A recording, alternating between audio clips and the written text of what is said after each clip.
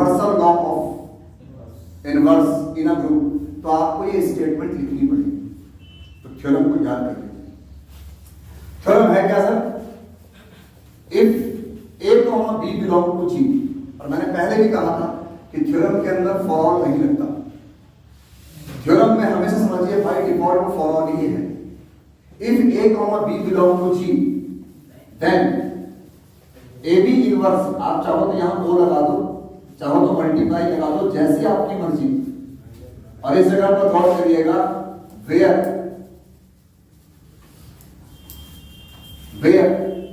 A inverse B inverse are the inverse of A and B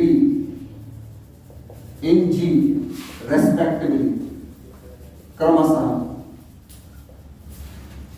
यह ठीक। अब इसका प्रूफ इंपॉर्टेंट है, तो मैं इसको दोबारा से रिवाइज कर रहा हूं। मुझे सबसे पहला जो पार्ट है इसका, उसमें जो गिवन है उनके बारे में लिखना है। हमने कहा if A, B belong to G, where G is a group with respect to नहीं mention, let A inverse B inverse are the inverse of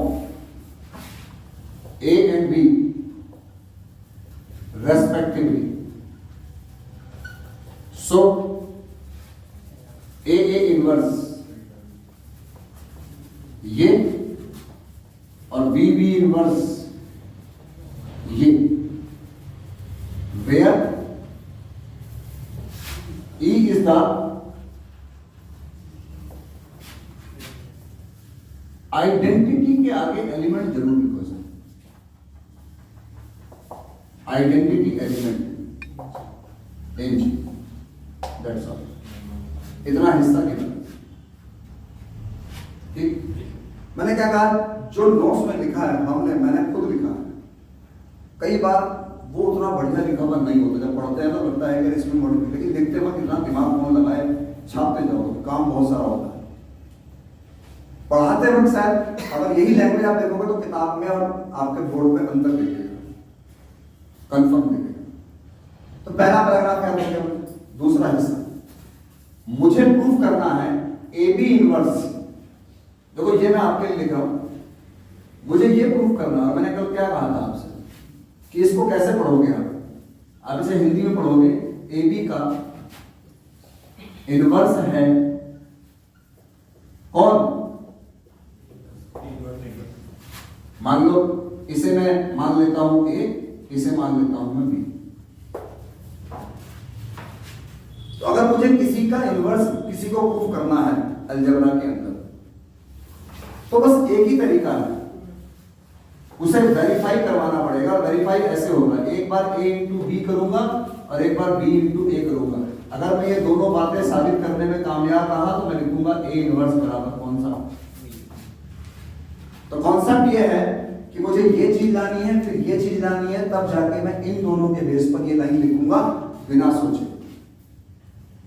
क्योंकि जो इन बातों को होल्ड कर रहा है उसका मतलब ये है, ए इनवर्स बराबर बी का मतलब है ए का इनवर्स बी है। इसका मतलब ए को बी के साथ ऑपरेट करने पर, मल्टीप्लाई करने पर, ऐड करने पर, जो भी है, हमेशा क्या मिलेगा, आइडेंटिटी मिलेगा। यही हमने एग्जिस्टेंस ऑफ इनवर्स में पढ़ा है। तो आज की डेट में ये हिस्सा हमारे पेपर में नहीं लिखा जाएगा, हमारे नोट्स में नहीं लिखा जाएगा, लेकिन हमारे दिमाग में लिखा जाएगा। क्योंकि इसके बाद जो मैं करने जा रहा हूं, क्योंकि ये तो हमने नहीं लिखना है नोट्स में, इसके बाद जो करने जा रहा हूं वो करना है सर। तो इसके लिए हमें क्या करना है सर, यहाँ पर अब हमने ए का मतलब ए बी, और यहां क्या लिखा, और यहां लिखेंगे sir B inverse A inverse A B. इनकी मल्टीप्लाई करेंगे, आइडेंटिटी लाएंगे, जिसके बेस पर हम ये कह सकें कि वाकई में ए बी इनवर्स इसके बराबर है। कोई कहे सर इसका मतलब ऐसा भी हो सकता है बी इनवर्स बराबर है, मतलब बी इनवर्स ए इनवर्स का इनवर्स जो है वो ए बी के इक्वल है। रिवर्सल तो ए इनवर्स का इनवर्स ए के बराबर, बी इनवर्स का इनवर्स क्या हो जाएगा, ये तो वही है। लेकिन हर बार कॉपी में यही दिखेगा आपको। तो किसी किसी को लगता है कि जिंदगी में अंदर जो इन्वर्स क्या है वो ए और बी पावर में एक ही होता है, ऐसा कुछ नहीं है, कुछ भी हो सकता है। रिवर्सल लॉ ऑफ इन्वर्स, जो भी अंदर है उनको रिवर्स करके उनके ऊपर इन्वर्स लगाया गया, सीधी सी बात।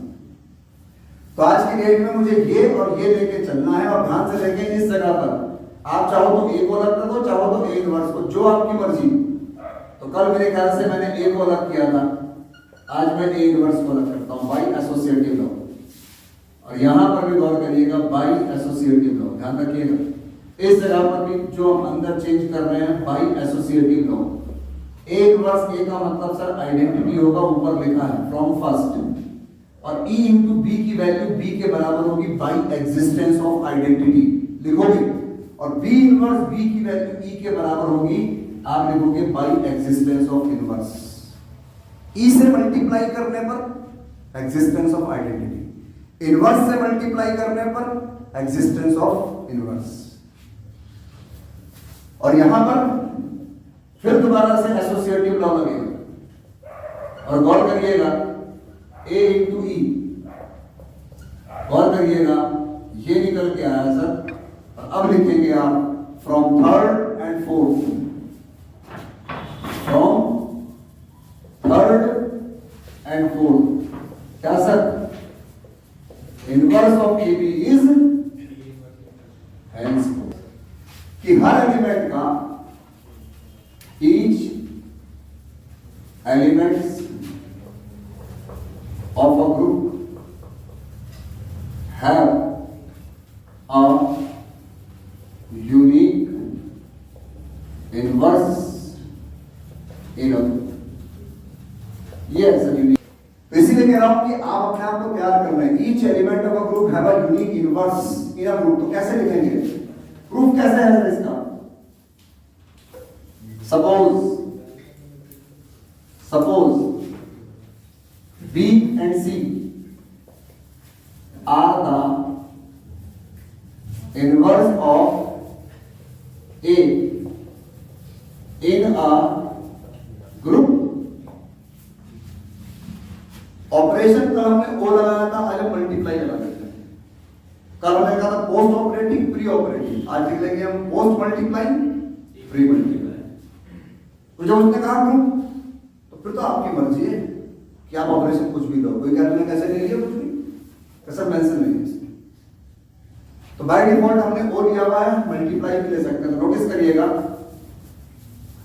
इफ बी इज द, क्या लाइन छोड़ो, इतना लिख दिया काफी है। सो ए बी ए बराबर ई एंड ए सी ए बराबर। मैंने कहा था इसे दो तरीके से कर सकते हैं। अगर ए बी ले रहे हो तो क्या लेना, इस वाले में सी ए लेना। अगर इस वाले में ए बी दिया है, ए लेफ्ट में है, तो इस वाले में वो देना जिसमें ए राइट में हो। और अगर बी ए ले रहे हो तो इस वाले में ए सी लेना। ठीक है, फिर क्या कहा था, दोनों में ए कॉमन है, इसमें ए के आगे सी है, यहां ए के आगे सी लाना है। इसमें ए के पीछे बी है, इसमें ए के पीछे हिंट यही मौजूद है। अब इस हिस्से में जब जाओगे आप, तो आप लिखोगे सर प्री मल्टीप्लाइंग, क्योंकि मैंने आपको वो नहीं लगाया ना, मैंने लिखा प्री मल्टीप्लाइंग बाई सी। तो सर यहां लिखा सी ए बी बराबर सी इंटू ई, और बराबर में सी इंटू ई बराबर सी को लिखेंगे बाई एग्जिस्टेंस ऑफ आइडेंटिटी। यहां सर ए के पीछे बी है, यहां लिखेंगे पोस्ट, ए के पीछे बाद में बना तो post multiply by B, then C A B E into B बराबर बी। ठीक है, और ध्यान से देखो 3 और 4 को from third and fourth, C A B जो है सी ए बी के बराबर होगा by associative law in G, और इसकी वैल्यू सी के इक्वल, इसकी वैल्यू बी के इक्वल। इसका मतलब सर इस एलिमेंट के दो नहीं, सिर्फ और सिर्फ एक ही यूनिकनेस होती है। कोई कहे सर मुझे ये करना था, इसमें ए के पीछे सी है, यहां करेंगे पोस्ट मल्टीप्लाइंग बाय सी, तो बी ए सी, ई सी बराबर सी, और इसमें ए के आगे बी है तो यहां बी आगे लाना है, तो प्री मल्टीप्लाइंग बाय बी, तो क्या हो जाएगा सर, बी ए सी बराबर बी ई, और again from third and fourth आप sir B A C equal to B A C लिख सकते हो या नहीं। फाइनली सी बराबर कितना आ जाएगा, दैट्स ऑल। जो हमारे भाई जतिन जी ने कही point number 1 here, G is a group with respect to a binary operation, ठीक है ना, with respect to binary operation। Number दूसरी बात उन्होंने कही here A and B belong to G, then A inverse B inverse also belong to G, जाहिर सी बात है। So A into A inverse, B into B inverse,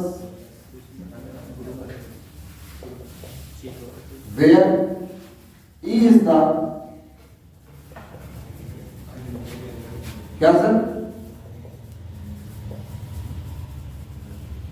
अब जब last की लाइन एक बार दोबारा पढ़ना, लास्ट का जो लाइन है ए एक्स बराबर बी और वाई ए बराबर B, then the linear equation a operation x is equal to b and y operation a is equal to b have unique solution in G। इन्होंने कहा ए ऑपरेशन एक्स बराबर B होगा, have a unique solution in G. एक तो इन्होंने कहा कि ये प्रूव करो, ये प्रूव करना है, और दूसरा इन्होंने कहा ये थ्योरम सबसे भारी है, क्योंकि कईयों को सवाल पढ़ के समझ नहीं आता प्रूव क्या करना, सवाल करना क्या है। ये सब कुछ तो गिवन था, सवाल ये है सर इसका सॉल्यूशन सबसे पहले तो जी होना चाहिए, फिर वो यूनिक होना चाहिए, दो चीजें प्रूव करनी। और यहां पर इन्होंने कहा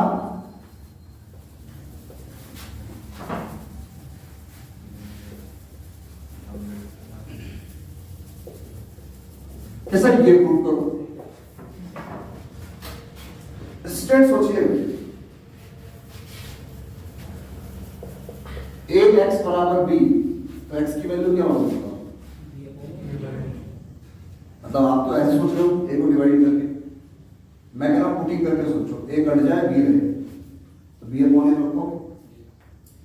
अच्छा यहां सोचो, आप सोचना ए एक्स बराबर बी है, ठीक, तो x के बदले क्या रखें, मैं लिख रहा हूं, मुझे बताना एक मिनट।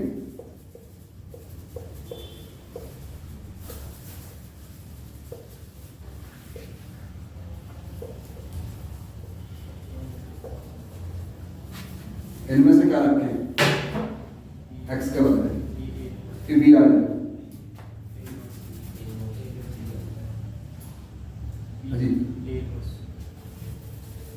ये नहीं चल सकता क्या, हैं? ये चल सकता है नहीं सर, ऑपरेशन नहीं मतलब होता क्या है, आपने x के बदले a इनवर्स b रखा, और एक वो बच्चा जो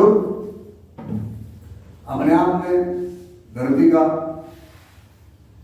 कह लो आर्यभट्ट है जी, कुछ भी रख सकता है, क्या कहते हैं बी ना, ये रखा मैंने, ए से ए इनवर्स कट गया, वो कहीं से भी काट सकता है भाई, सब वो तो सुपरमैन है।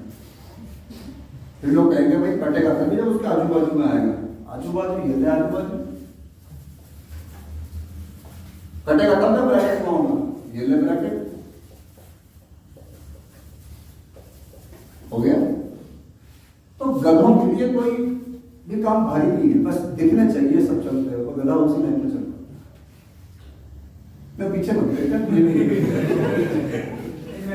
मैं इसलिए यहाँ पर गलती गधा बोल रहा हूँ कि बी ए इनवर्स बराबर ए इनवर्स भी हम तब लिख सकते हैं जब ए और बी जी के अंदर हो, लेकिन जी क्या हो, अबेलियन।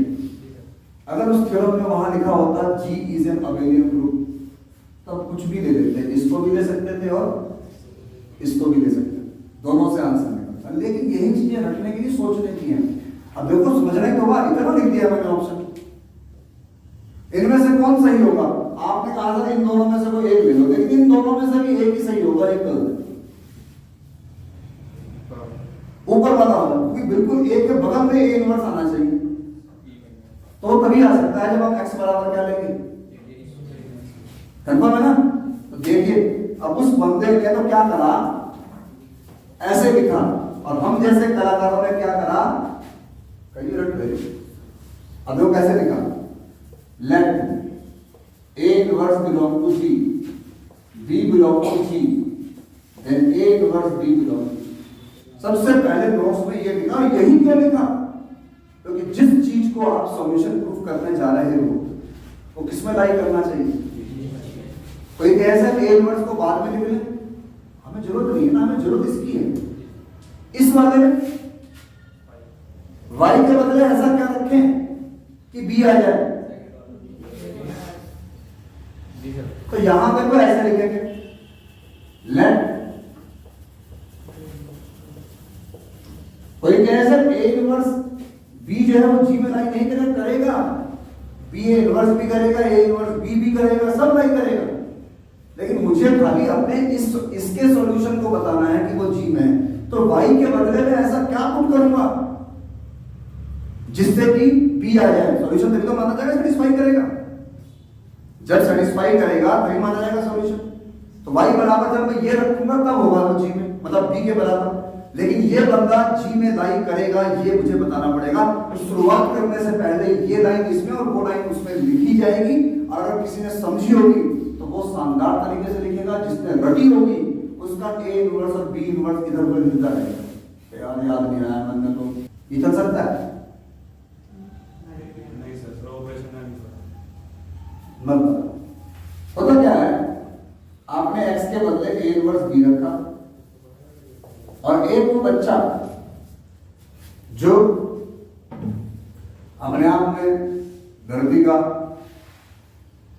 कह लो आर्यभट्ट है, कुछ भी रख सकता है, क्या करें, बी ना, ये रखा मैंने, a से a इनवर्स कट गया, वो कहीं से भी काट सकता है भाई, सब वो तो सुपरमैन है। फिर लोग कहेंगे भाई कटेगा तभी जब उसके आजू बाजू में आएगा, आजू बाजू ये ले आजू बाजू कटेगा तब जब ब्रैकेट में होगा, ये ले ब्रैकेट हो गया। तो गधों के लिए कोई भी काम भारी नहीं है, बस दिखने चाहिए सब चलते हैं, वो गधा उसी लाइन में चलता। मैं पीछे मत देखता, मैं इसलिए यहाँ पर गलती गधा बोल रहा हूँ कि बी ए इनवर्स बराबर ए इनवर्स भी हम तब लिख सकते हैं जब ए और बी जी के अंदर हो, लेकिन जी क्या हो, अबेलियन। अगर उस थ्योरम में वहां लिखा होता जी इज एन अबेलियन ग्रुप, तब कुछ भी ले लेते, इसको भी ले सकते थे और इसको भी ले सकते थे, दोनों से आंसर निकलता। लेकिन यही चीजें रखने के लिए सोचने की हैं। अब देखो समझना ही तो हुआ, इतना लिख दिया मैंने ऑप्शन, इनमें से कौन सही होगा? आपने कहा था इन दोनों में से कोई एक ले लो, लेकिन इन दोनों में से भी एक ही सही होगा, एक गलत। ऊपर वाला होगा, क्योंकि बिल्कुल एक के बगल में ए इनवर्स आना चाहिए, तो तभी आ सकता है जब हम x बराबर क्या लेंगे, कंफर्म है ना? तो देखिए अब उस बंदे ने तो क्या करा, ऐसे लिखा, और हम जैसे कलाकारों ने क्या करा, कहीं रट गए। अब वो कैसे लिखा, let A inverse belong to G, B belong to G, then A inverse B belong. सबसे पहले नोट्स में ये लिखा, यही क्यों लिखा? क्योंकि जिस चीज को आप सॉल्यूशन प्रूफ करने जा रहे हो वो किसमें लाई करना चाहिए? कोई कहे सर ए इनवर्स को बाद में लिख लें, हमें जरूरत नहीं है ना, हमें जरूरत इसकी है। इस वाले में y के बदले ऐसा क्या रखें कि b आ जाए? तो यहां पे को ऐसे लिखेंगे, लेट,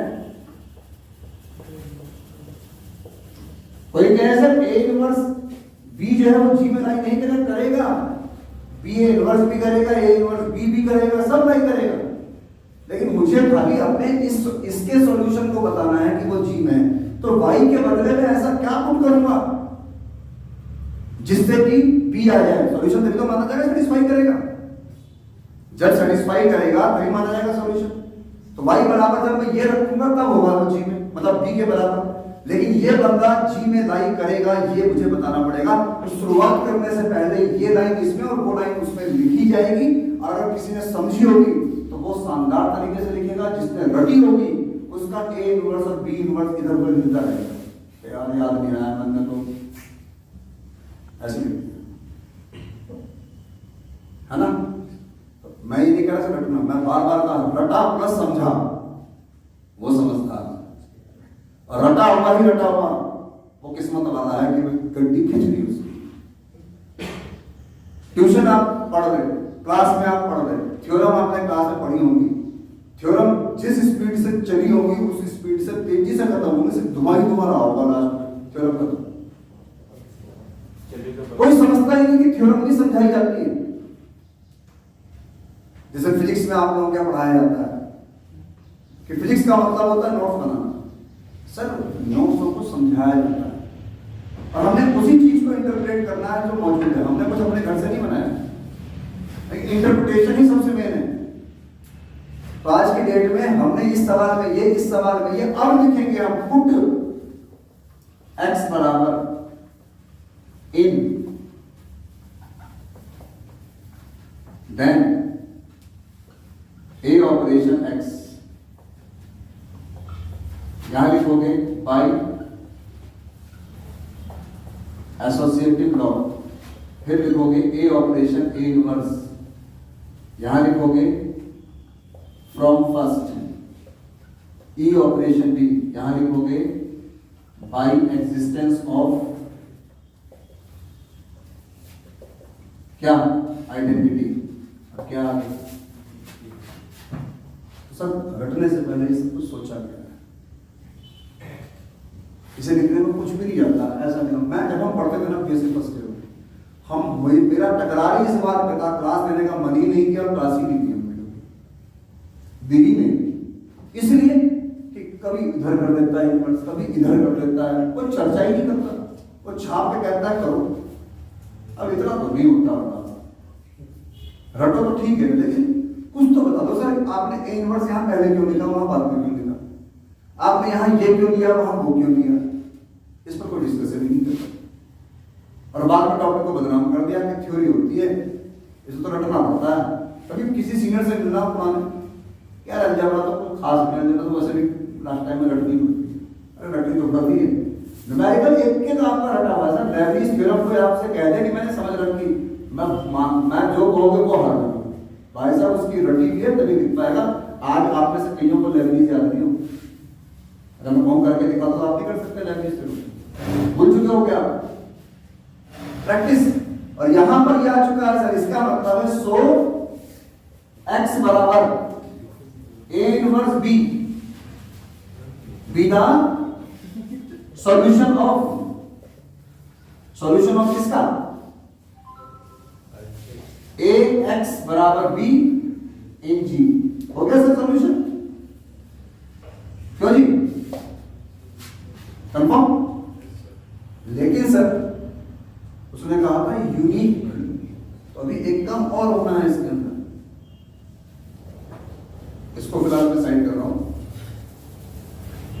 अब लिखेंगे सर यूनिकनेस, और सर वही हमारा तरीका, जब यूनिक प्रूफ करना होता है तो हम हमेशा दो चीजें लेते हैं। हमने मान लिया let x1 x2 B the solution of A X बराबर B, then A X one A X two बराबर बी, और देखो इस जगह पर ए एक्स वन बराबर A X two, finally X one बराबर एक्स टू, ए से ए कट गया, लेकिन यहां लिखोगे बाई, यस ये बाई लेफ्ट कैंसिलेशन लॉ, ये ऐसा पढ़ा और किताब में लिखा है सिंगुलरली अगले वाला पेपर में नहीं चलेगा, तो पेपर में हमें वो वाला भी बिल्कुल सेम ऐसे ही प्रूफ करके बताना होगा। फोटो खींचा जाए, फोटो खींच लो इसकी, फिर मैं अगले वाला खींचूंगा।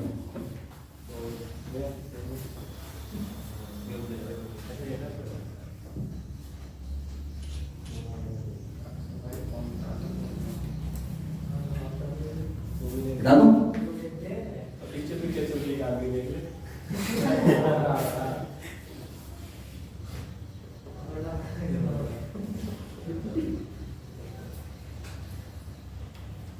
भाई ये इसलिए पीछे देख रहा है, इसे गाना याद आ रहा, तुझे ना देखूं तो मुझे चैन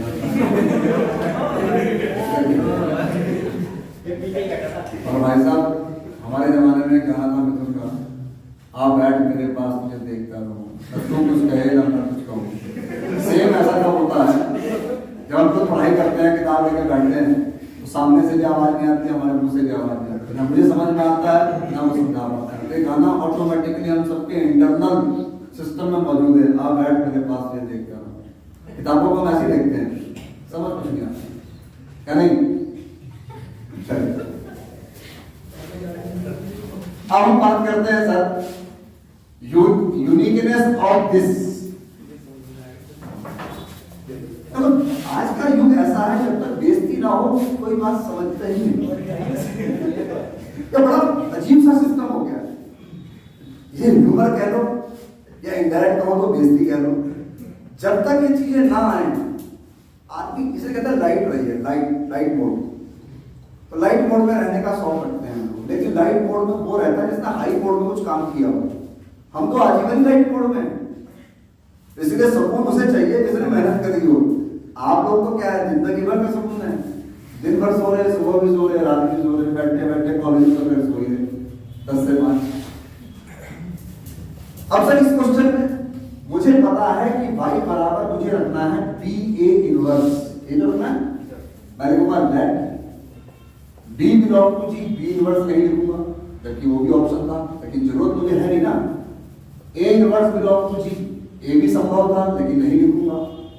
और अगर ये दोनों लाई करते हैं तो इनका, क्योंकि बाइनरी बोल दिया उसने तो क्लोजर है, ग्रुप है तो क्लोजर है, इस जगह पर B operation a inverse belong to G. फिर आपने लिखा पुट y बराबर b operation a inverse in y a बराबर b, देन y के बदले sir b operation a inverse a, यहां लगाया सर आपने क्या, एसोसिएटिव बाई एसोसिएटिव लॉ, यही तो लगाया बाई एसोसिएटिव लॉ। इसके बाद sir B operation E from first, इसके बाद sir B by existence of identity, right sir, in G इतना आ गया सर। अगर ये पुट करने पर ये आ गया, इसका मतलब है सो y बराबर b operation a inverse is the solution of y operation a बराबर b इन g। तो पहला काम तो आपने सर कर दिया कि इसका सॉल्यूशन g में लाई। अब लाना है आपको क्या, यूनिकनेस। तो सर जी यूनिकनेस के लिए फिर वही तरीका, let y1 y2 are the solution of y operation a बराबर b, देन तो सिमिलरली मत लिखिएगा आप पेपर में पूरा करके दीजिएगा इस तरह से। और यहां पर कौन सा कैंसिलेशन है? Yes sir, by right cancellation, that's all. और सर y1 बराबर y2, इसका मतलब है ya बराबर b have a unique solution in G। चलो, every group of order 3 must be abelian। और एक सवाल है sir, every group of order 4 must be abelian।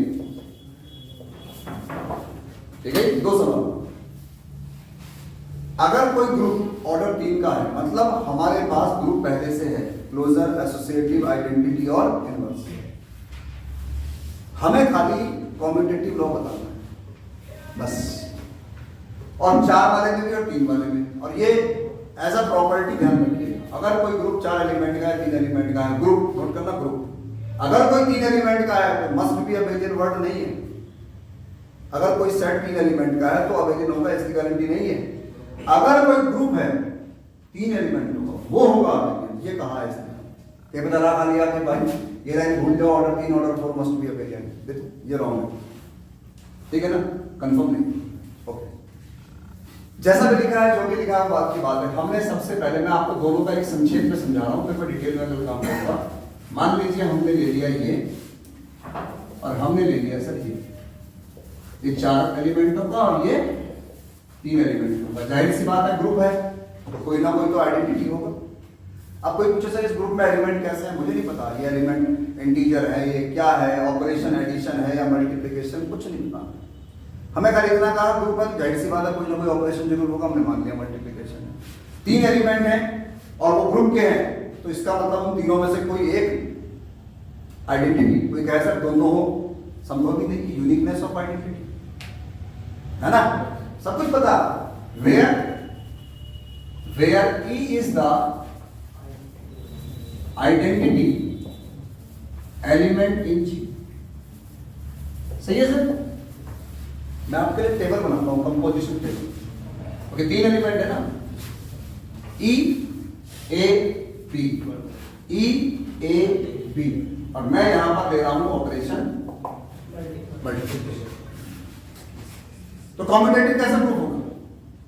First row first column same आए, second row second column same आए, third row third column same आए, समझ लो कॉम्यूटेटिव हो गया। क्योंकि A इंटू बी बराबर B इंटू ए होना चाहिए। तो आइडेंटिटी से किसी को मल्टीप्लाई करो तो वही आता है, कंफर्म। बस एक एलिमेंट फिल करना मुझे, बस एक, ये पता लग जाए या ये पता लग जाए, समझ लो मेरे पूरा टेबल बन गई। कोई कह रही कैसे, तो ग्रुप है तो एक रो में एक एलिमेंट एक ही बार आएगा, ये श्योर है, गारंटेड। तो A इंटू ए तो पॉसिबल नहीं है, लेकिन A इंटू बी देंगे तो देखो A इंटू बी, चॉइस क्या हो सकती है? E हो सकता है, A हो सकता है, B, इसके अलावा तो कुछ नहीं हो सकता। तो क्लोजर प्रॉपर्टी को होल्ड कर रहा है, तो क्लोजर प्रॉपर्टी क्या होती है कि ग्रुप के 2 एलिमेंटों को ऑपरेट करने पर जो भी आए वो भी G में लाई करना चाहिए। तो इनको ऑपरेट करने पर तो ये आएगा या ये आएगा या ये आएगा। किसी ने कहा था मेरा मानना A भी बराबर A लेने को करता है, आप मेरे लिए ले लो, संभव नहीं। A भी बराबर A कब आ सकता है? जब B बराबर क्या हो,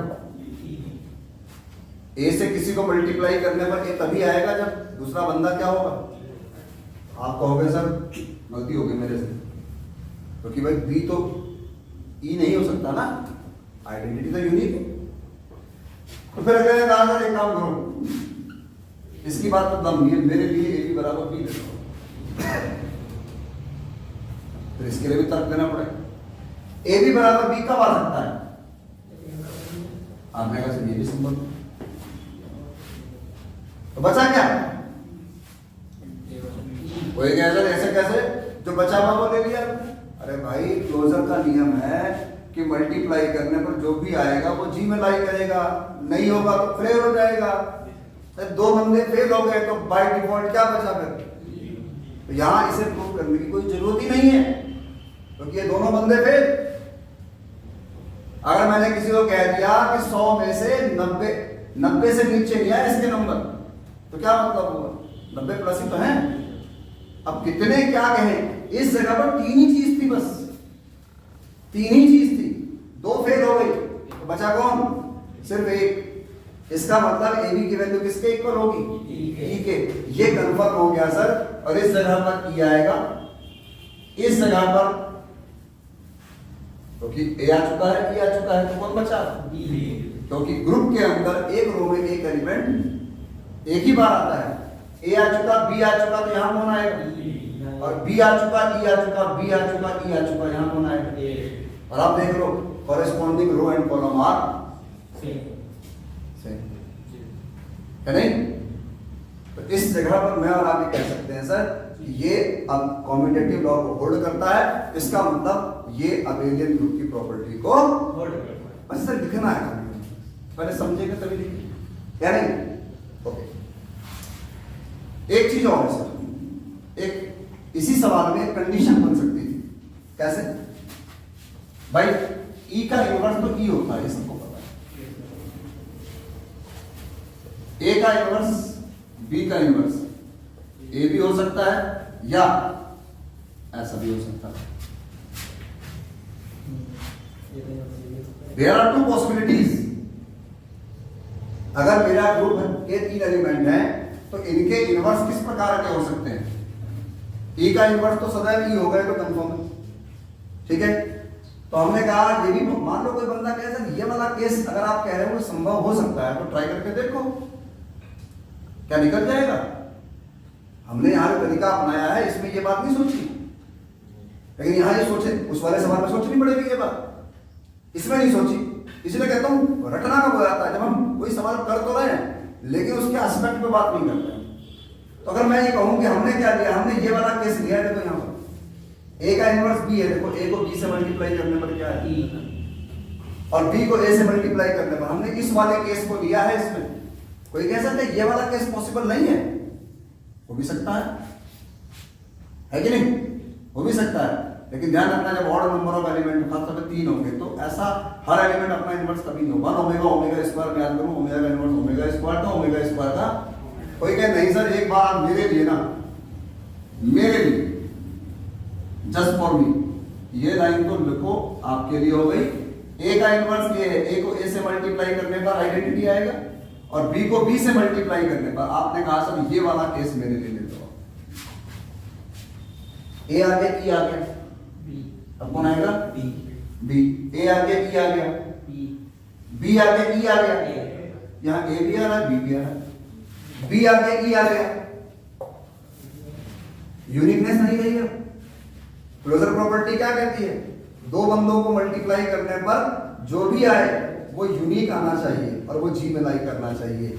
इस जगह पे सर यूनिकनेस फेल हो रही है। इसका मतलब इस क्वेश्चन में ये केस संभव नहीं है। कंफर्म? जब वो सवाल करेंगे ना हम, उसमें 4 प्रॉपर्टी है, 4 केसेस हैं, इसमें सिर्फ 2 थे जिनमें से सिर्फ ये फुलफिल करता है, लेकिन ये फुलफिल इसका तो जिक्र ही नहीं किया है नोट्स में, हमने ऐसे प्रूफ कर दिया है नोट्स में। कोई पूछे कि a इंटू ए क्यों नहीं लिया, इसलिए हमने a इंटू बी लिया है, तो यहां पर हम बता पाए उसे। और इस तरह से ये सवाल हमने कल करना है। कंफर्म? ये क्वेश्चन था sir, every group of order 3 must be abelian. तो मैंने कल एक बात कही थी, ठीक?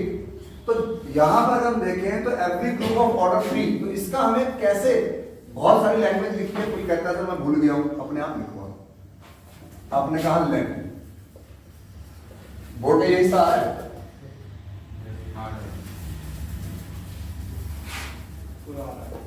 तो हमने कहा ले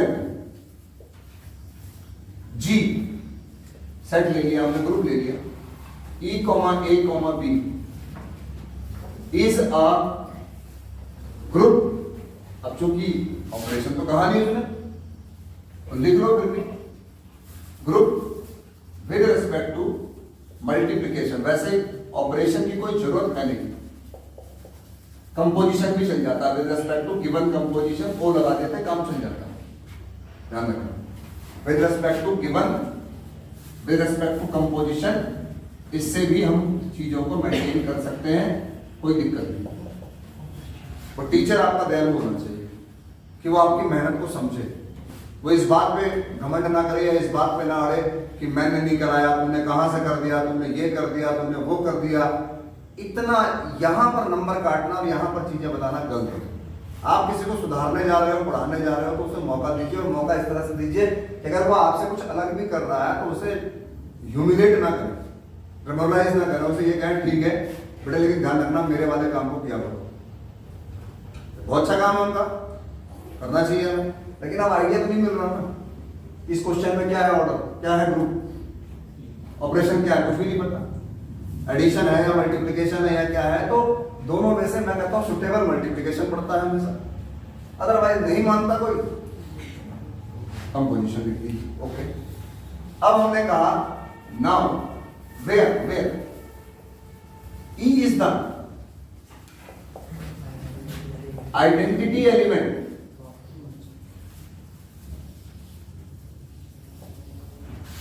in G with respect to क्या सर, गिवन कंपोजिशन, यही तो होगा, ये भी लिख दिया। अब हमने कंपोजिशन लिख दिया, एडिशन मल्टीप्लिकेशन नहीं लिखा, सेकंड सेकंड। ये हुआ पहला पार्ट।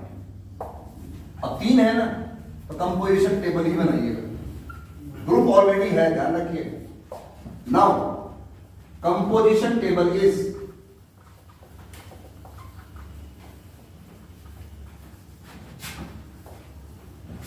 ये है सर कंपोजिशन टेबल। अनुज भाई इस तरह से एलिमेंट को लिखते हैं बाहर। कभी भविष्य में आप कभी करोगे ऑपरेशन रिसर्च एमबीए लेवल पर या एमसीए लेवल पर, उसमें टॉपिक आता है ट्रांसपोर्टेशन, तो उसमें भी सेम ऐसे टेबल बनता है, उसमें अवेलेबिलिटी और रिक्वायरमेंट इस तरह से बाहर आते हैं, अंदर जो होते हैं उनके रिजल्ट होते हैं, उनको कैलकुलेट करना होता है। यहाँ पर ऑपरेशन आएगा सर। अब आपने मल्टीप्लिकेशन लिया है या जो भी लिया है, हमारे पास इस जगह पर कंपोजिशन है, वो क्या है वो आप देख लीजिए। आइडेंटिटी से अनुज जी किसी को भी कंपोजिट करें, किसी को भी कंपोज करें, किसी को भी ऑपरेट करें। Identity operation, identity, identity operation A, identity operation B, वही है। A operation E, B operation E, वही है। इस लाइन को लिखने में हमारे हाथ बिल्कुल नहीं कांपेंगे और बिल्कुल दिक्कत नहीं है। अब हमें ये भरना है, तो कल मैंने इसको तरीका बताया था कि ये हिस्सा भरिए बस। अब याद भी रहना चाहिए ना, बार बार वही बात करता हूँ। वीडियो में ऑनलाइन है इस टाइम, हो सकता है कई लोग वीडियो देख रहे हो तो कई लोग सुन के मजाक बना रहे हो कि देखो सेम्बा कैसा कहता है कि रटना पड़ता है, रटना पड़ता है। क्यों? क्योंकि जिसने मान लिया कि बेइज्जती करनी है इसके फिर करनी ही करनी है, फिर तो वो मानने गई।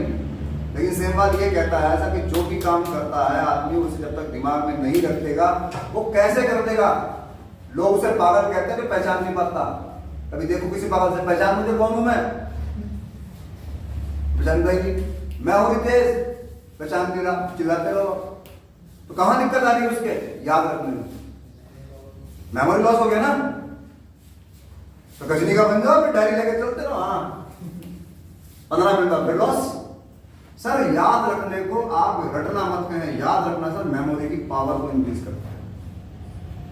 जितना दिमाग कहते हैं पजल के लिए, ताश के लिए, चेस के लिए, बुजुर्ग होने पर खास तौर पे, क्योंकि जितना दिमाग चलेगा कहते हैं कि हमारे अंदर ऐसे ऐसे साइकोलॉजिकल चेंज अंदर से आते हैं, अंदर से बॉडी के अंदर चेंजेस, जितना हम स्थिर हो जाएंगे उतना हम समझ लीजिए खत्म हो जाएंगे। पर कई ऐसे भी हैं उठ पटांग कामों में दिमाग लगाते हैं, उसको पीटना, उसका लूटना, उसका खाना, वो काम नहीं, अच्छा काम नहीं।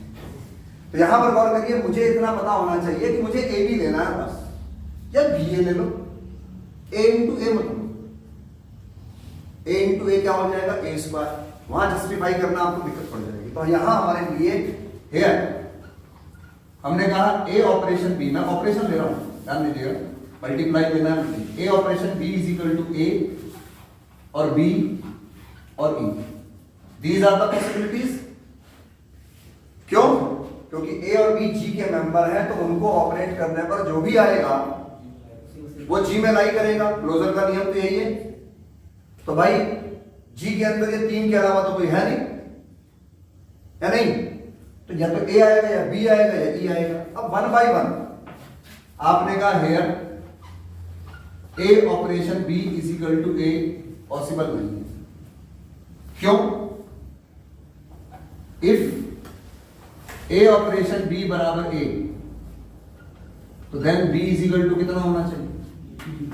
ई होना चाहिए।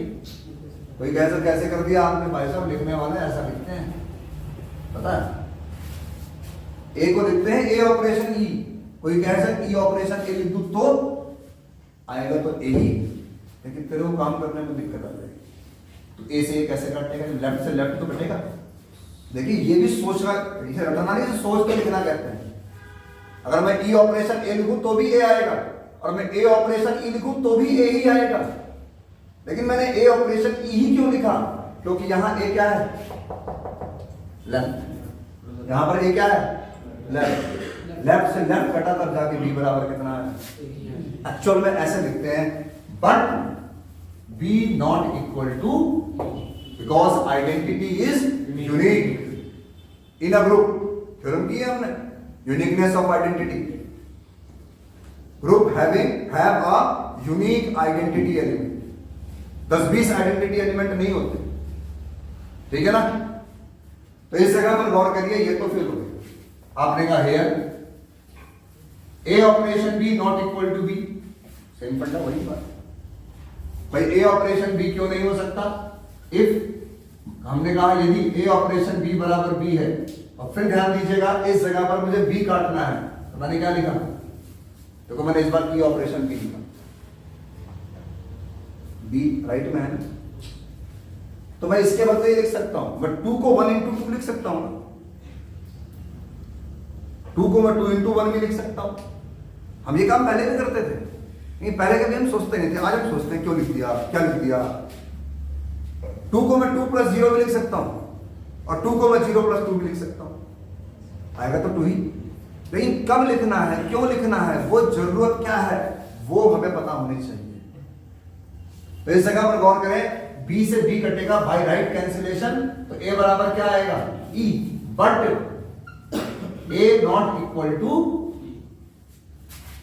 सो A operation B is equal to कितना हो गया? दैट्स आपको डिस्कशन करना है। और इस तरह से जाकर आपने यहां पर क्या फिल किया आपने?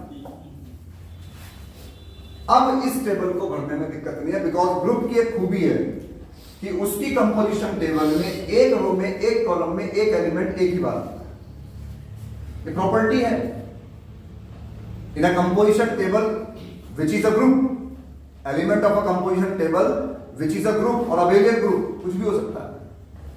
ईच एलिमेंट इन अ रो और column is unique. Her element अपने आप में यूनिक होगा, कोई रिपीट नहीं करेगा।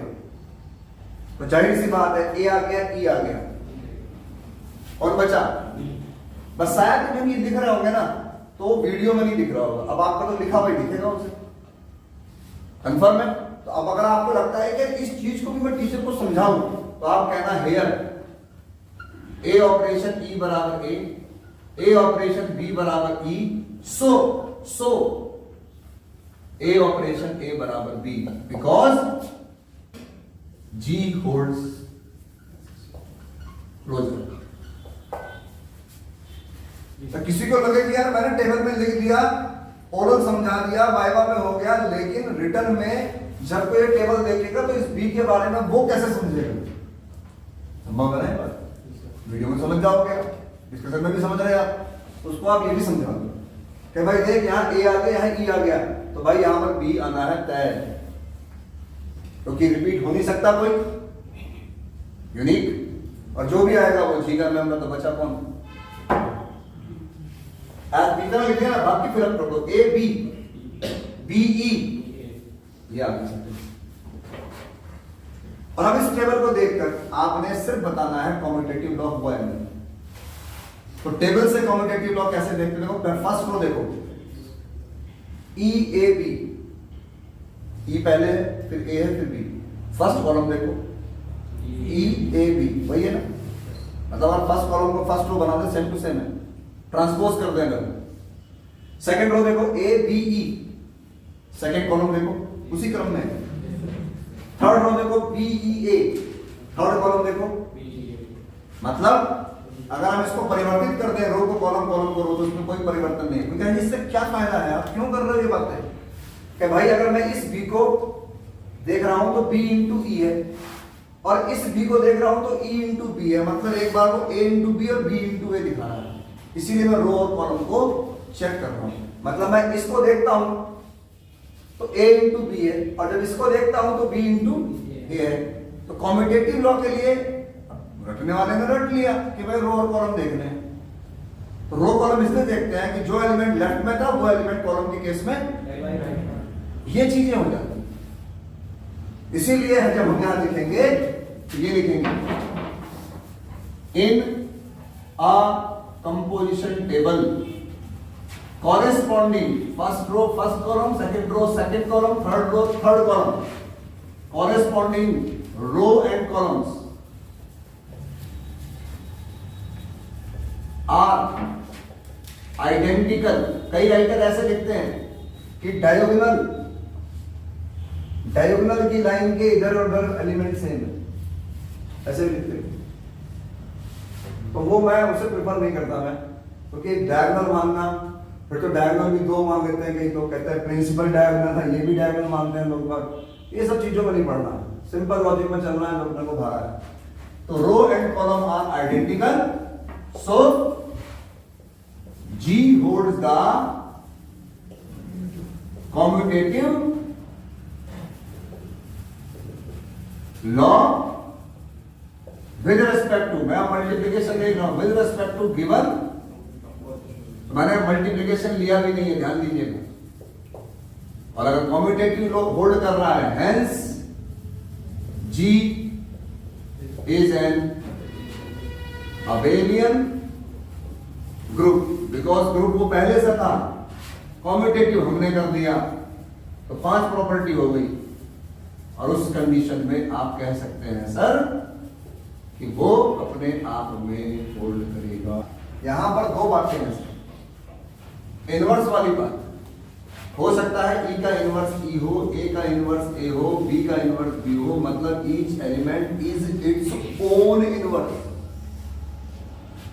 हर एलिमेंट अपना इनवर्स खुद ही है, ये हो गई।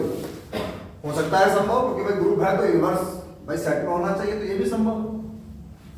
एक ने कहा सर ई का इनवर्स तो ई है, लेकिन ए का इनवर्स बी होगा, बी का इनवर्स ए होगा। यहां पर ये 2 पॉसिबिलिटीज हैं अगर ग्रुप है तो। हमने इस पॉसिबिलिटी को लिया, लेकिन इसको हमने चर्चा ही नहीं करी नोट्स में। अगर आप देखो, मैंने आपके नोट्स में एक जगह पर A B not equal to B लिखा है, A B not equal to A लिखना मैं भूल गया, ध्यान रखिएगा, पढ़ो, ठीक है ना। मैंने बाद में ए बी बराबर ई लिख दिया डायरेक्ट, तो वो छूट गया। अब इस जगह पर गौर करो, ये हमने केस लिया इनडायरेक्ट, हमने इसका जिक्र तो अब कर रहे हैं, लेकिन जो हमने काम किया वो ये था, ए इंटू बी बराबर ई आया था। ध्यान से देखना उस क्वेश्चन में। अभी थोड़ी देर पहले ए इंटू बी बराबर ई था और बी इंटू ए बराबर क्या था, तो हमने ये वाला किया था अभी थोड़ी देर पहले। हमने इसकी कंपोजिशन टेबल बनाई थी sir, E A B E A B E A B E A B, और यहां आया था तब ई ई बी ए, ये था। लेकिन ये ई ए बी ये ए का इनवर्स ए को ए से मल्टीप्लाई करने पर आइडेंटिटी आना चाहिए, मतलब है इनवर्स। बी का इनवर्स बी, ठीक, और ग्रुप है तो कंपोजिशन टेबल में एक एलिमेंट एक ही बार आना चाहिए, और जो भी आएगा वो यूनिक आएगा। यहां पर देखो सर, अगर इस रो को देखें तो ए ई, तो यहां क्या आना चाहिए, और इसको देखें तो यहां क्या आना चाहिए था। तो एक जगह पे 2 दावेदार हो गए, यूनिकनेस खत्म हो गई, ठीक है ना। और अगर बी लिखते हैं तो गड़बड़, एक एलिमेंट 2 बार आ गया, भाई कैसे इतना क्यों टेंशन ले रहे हैं आप, पता नहीं सुपर में ऐसे परेशान मत देखो, बी को ए लिख लो गलती।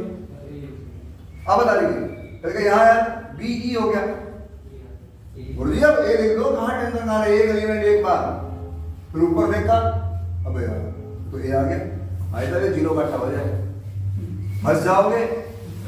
तो लॉजिक पे चलो सर, इसका मतलब सर ये कंडीशन इसमें नहीं है। और एक बात और सीखने को मिलती है, जो ग्रुप 3 एलिमेंटों का है और ग्रुप 3 एलिमेंटों का है उसमें हर एलिमेंट अपना इनवर्स नहीं है, सिर्फ आइडेंटिटी। ये तो सीखने को मिला। एक सवाल अपने आप में फॉर्मूला है, ये आपके लिए ऑब्जेक्टिव बन गया। A group of order 3 must be abelian but each element is its own inverse is not possible except identity, सिर्फ आइडेंटिटी को छोड़कर, because identity is always of inverse itself, अपना इनवर्स बनना, ठीक है ना, सेल्फ सर्विसेज। कंफर्म है सवाल? अब इसी का एक भाई है जो बाद में आएगा नोट्स में, लेकिन हम अभी कर रहे थे कि लगे हाथ में फ्लो बना हुआ है आपके पास, 4 है लगना, कहीं यहाँ पे मोबाइल से नहीं आने का भाई मैं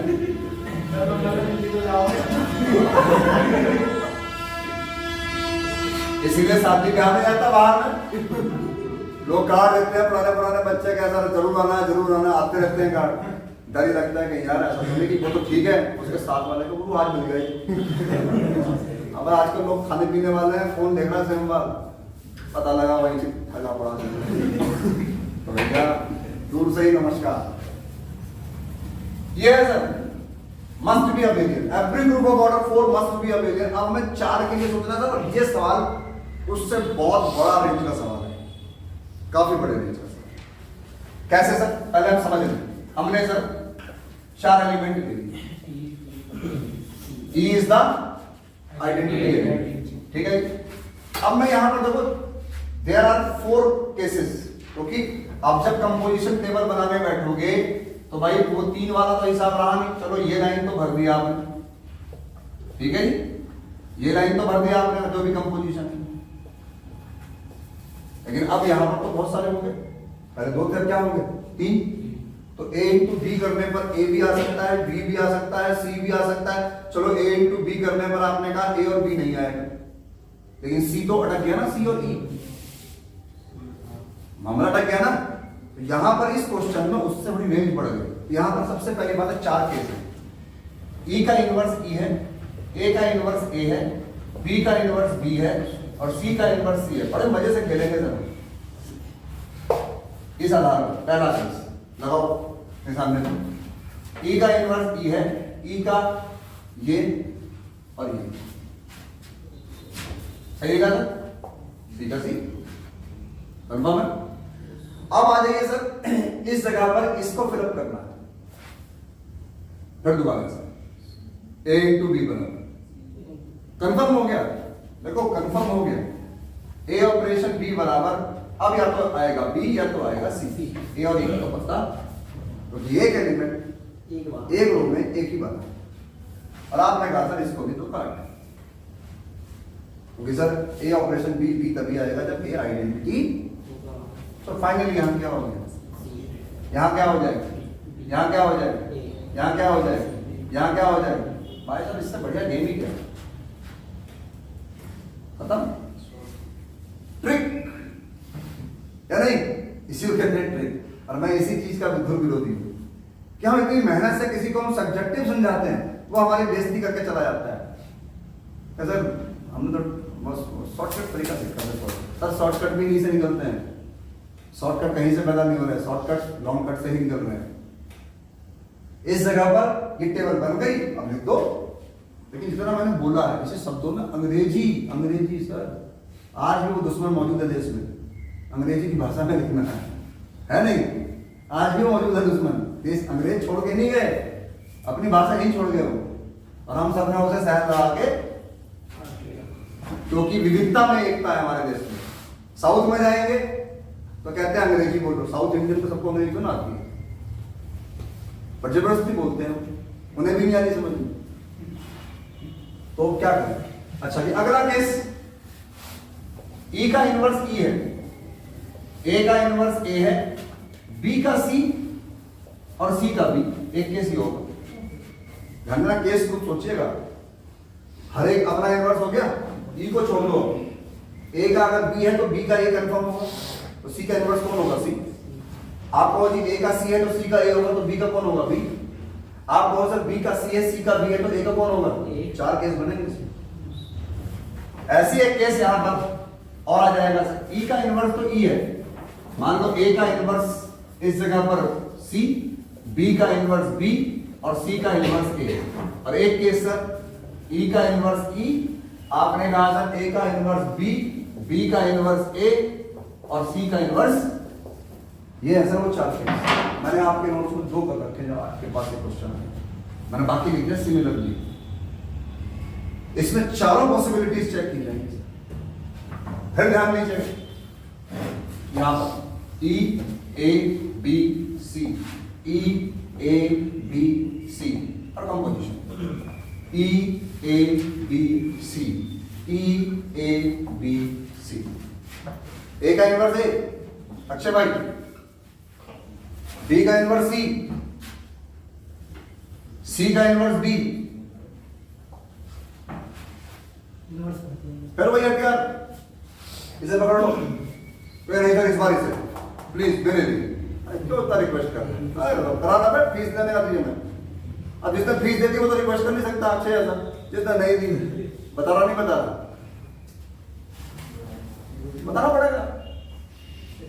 यहां पर गौर करिए, इस जगह पर एसी की वैल्यू क्या आएगी भाई? ए आ नहीं सकती, ई आ नहीं सकती, सी आ नहीं सकती, पर भाई साहब आपको अब ये जो चीजें मिल चुकी हैं, यहां क्या आएगा? ए, यहां क्या आएगा? ए, यहां क्या आएगा? सी, यहां क्या आएगा? बी।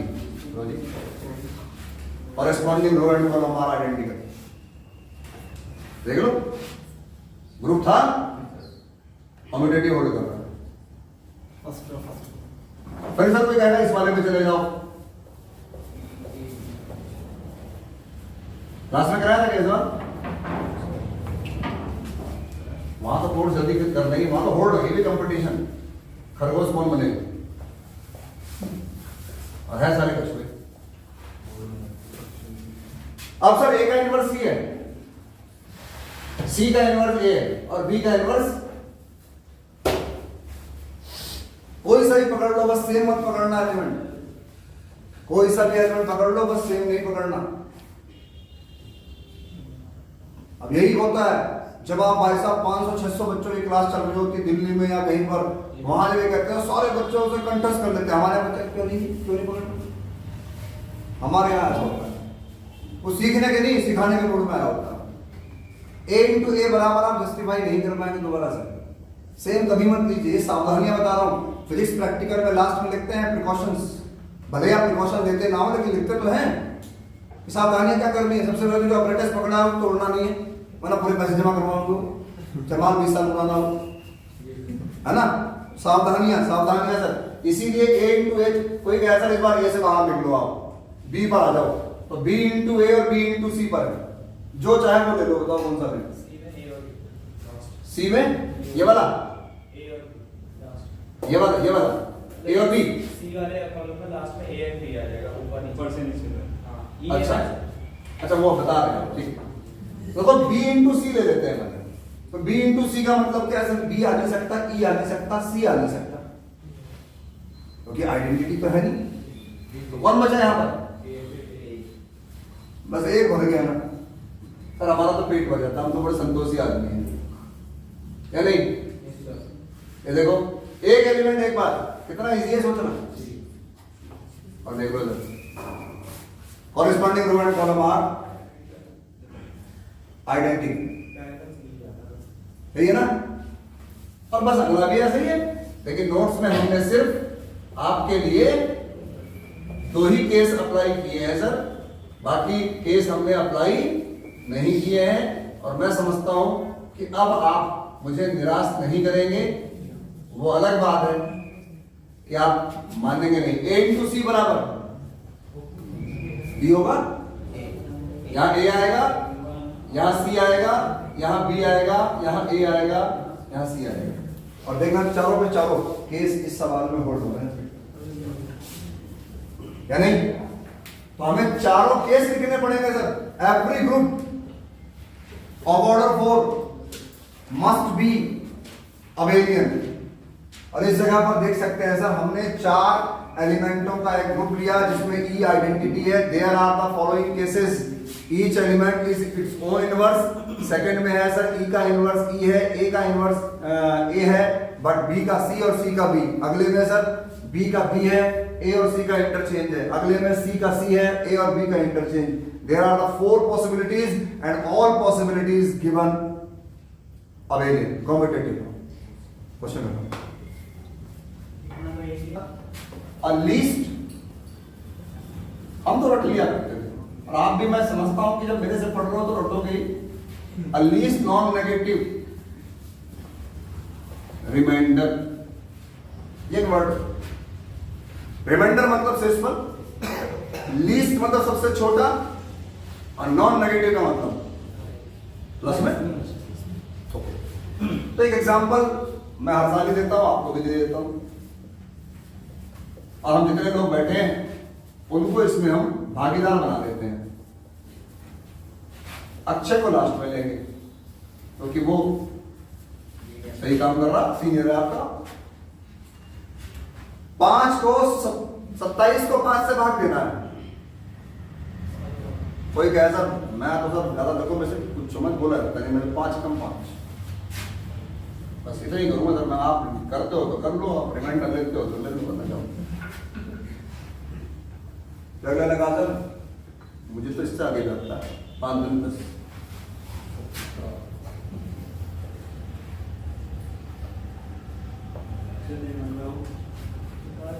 अगले ने कहा भाई 5 के 15। मतलब मैं आपको भूमिका बता रहा हूं कि ऐसा अंग्रेजी में क्यों लिखा है। तो इन्होंने कहा 5 चौके 20, तो इन्होंने कहा सर 5 5 25, उन्होंने बोली भी 6 का भी आता है, 5 6 के 30।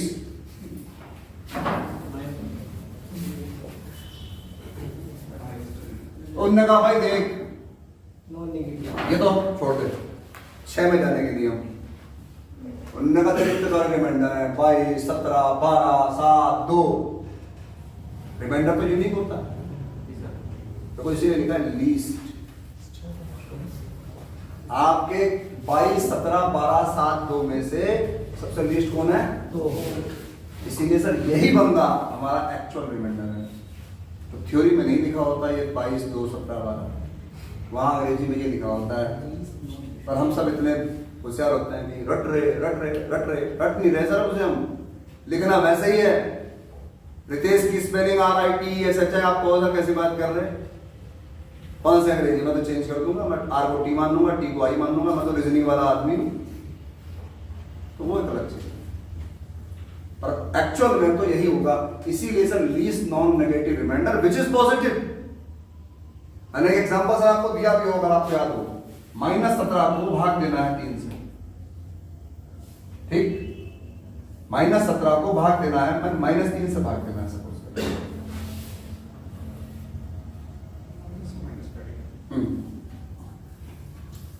चलो भाग करना है, 3 को ले लो। अब भाग देना है आपने, तो यहां पर देखो 3 पंजे 15,